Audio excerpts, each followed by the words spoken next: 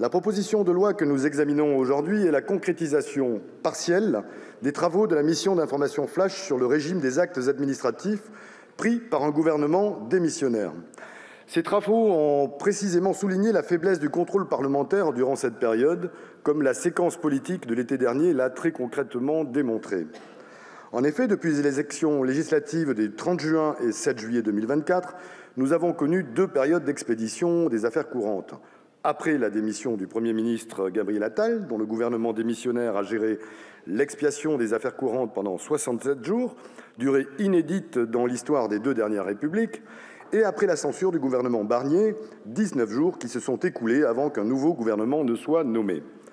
La récurrence de ces situations dans un contexte politique où les gouvernements qui s'enchaînent ne tirent leur unique légitimité que du fait du prince et non des urnes mène à ce constat évident. Elles sont amenées à se produire et se reproduire jusqu'à ce que les Français se dotent d'une nouvelle Constitution et d'une 6e République, purgée des dérives et des aberrations de cette 5e République en soins palliatifs. Il est donc, dans l'immédiat, effectivement indispensable de légiférer à ce sujet pour nous adapter à cette réalité politique délétère. Selon des principes jurisprudentiels, lorsqu'un gouvernement démissionnaire reste en place et n'est pas immédiatement remplacé, il assure le fonctionnement minimal de l'État et ne dispose plus de sa pleine compétence. Il ne peut ainsi gérer que les affaires dites ordinaires, c'est-à-dire celles liées au fonctionnement normal de l'État, sans aucune appréciation de nature politique ni de questions juridiques délicates, ainsi que les affaires dites urgentes, c'est-à-dire celles dont l'adoption immédiate est dictée par une impérieuse nécessité.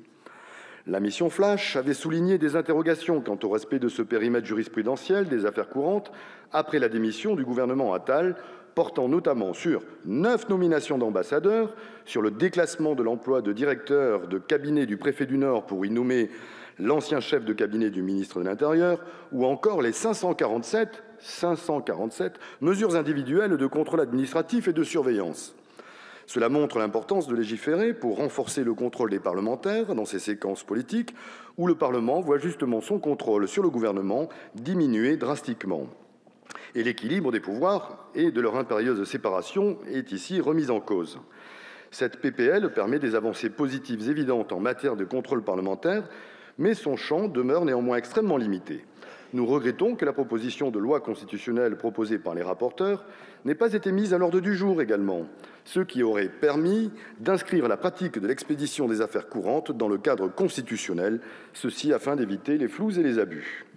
En effet, une telle loi constitutionnelle aurait permis de préciser la règle d'incompatibilité entre la fonction de ministre et le mandat de député, situation inacceptable que nous avons connue l'été dernier, où des ministres démissionnaires ont participé à l'élection de la présidence de l'Assemblée nationale, ce qui constitue une grave atteinte à la séparation des pouvoirs exécutifs et législatifs.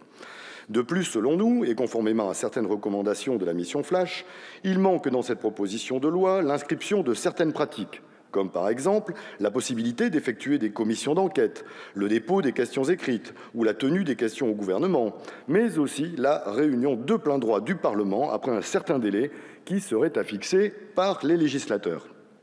Les amendements déposés par LFI ont donc pour visée d'étendre l'intérêt à agir à tous les parlementaires, garantir la réunion de plein droit du Parlement afin d'examiner des propositions de loi, la garantie de pouvoir poser des questions écrites et orales à un gouvernement démissionnaire et à son Premier ministre, limiter la durée d'un gouvernement démissionnaire à 5 jours et s'assurer que les ministres démissionnaires ne peuvent participer à l'élection de la présidence des chambres parlementaires et des membres de leur bureau.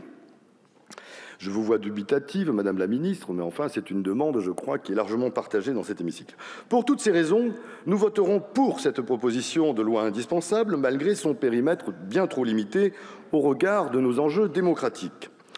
Mais pour toutes ces raisons également, et tant d'autres encore, nous invitons toutes les Françaises et les Français à signer dès à présent la pétition pour la constitution d'une 6e République, voilà, sur le site de pétition de l'Assemblée nationale sous le numéro 2973. Je vous remercie.